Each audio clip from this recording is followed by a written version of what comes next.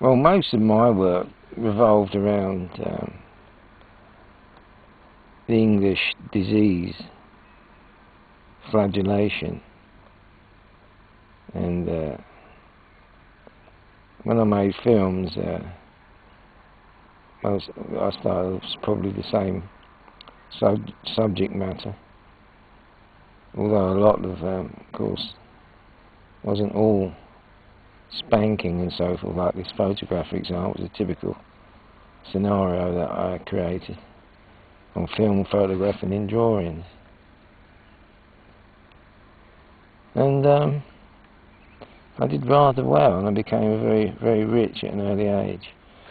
Anyway, I was always talking about it as I am now, and I wrote my first book was The Nonce, and someone read it and said, "It's okay, Mike, but he was talking about when you was a pornographer. Why don't you write a book about it?" And he said, and I thought to myself, what went on between making films,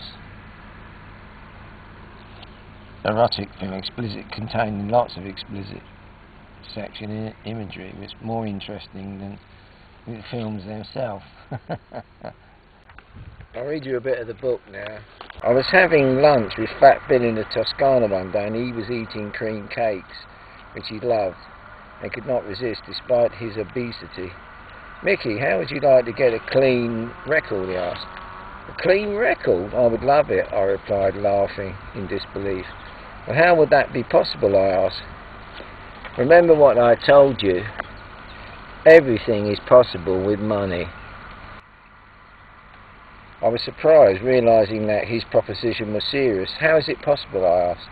"Well, it will cost you a few grand, but your record will be removed from the records office and destroyed," Bill said, smiling at the amazed expression on my face. "Yeah, but what about my fingerprints?" I questioned. "They will be destroyed too," Bill said.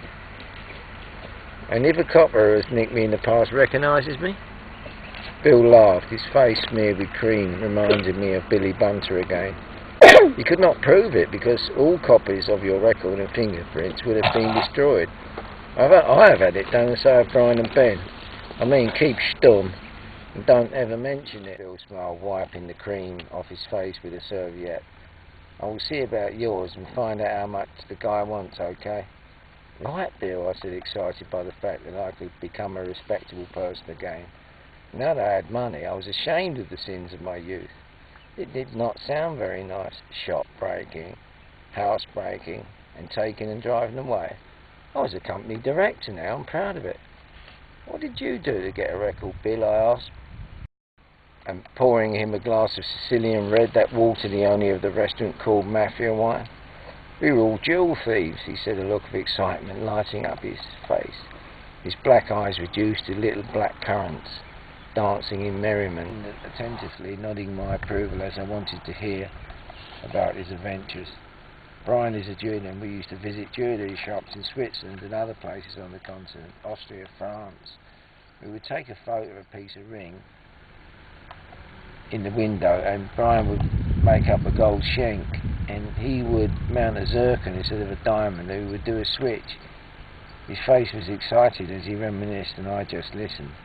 "We'd all dress up, posing as rich tourists with our wives, and go into a shop and ask to see the rings.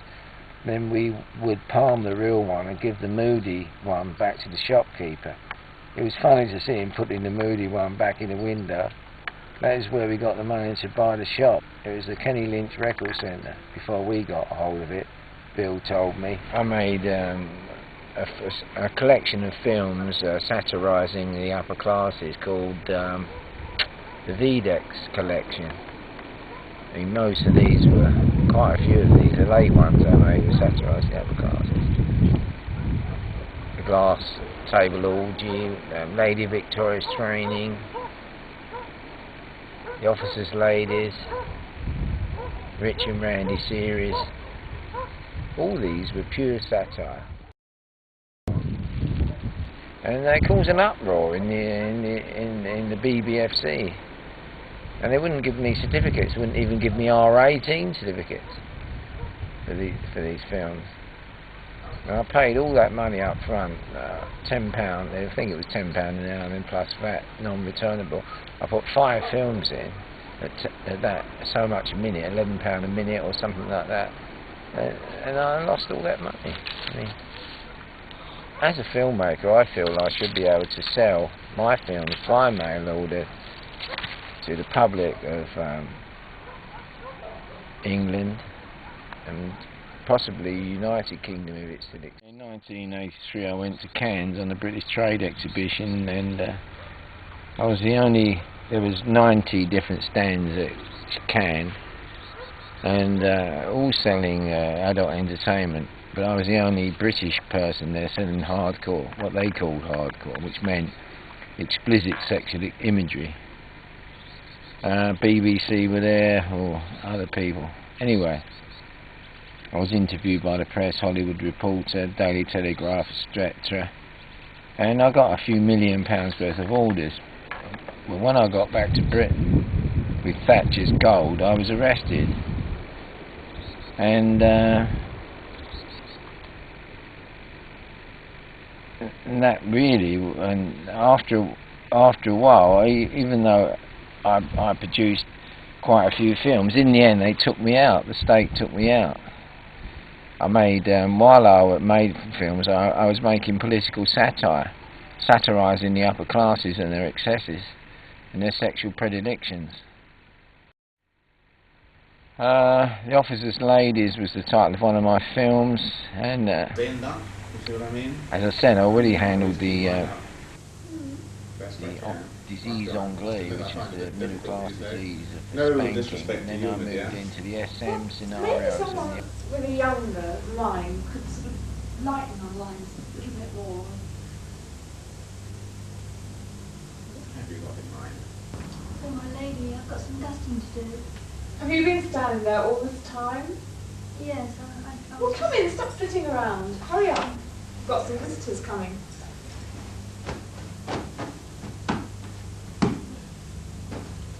Girl, she's always around when you don't want her.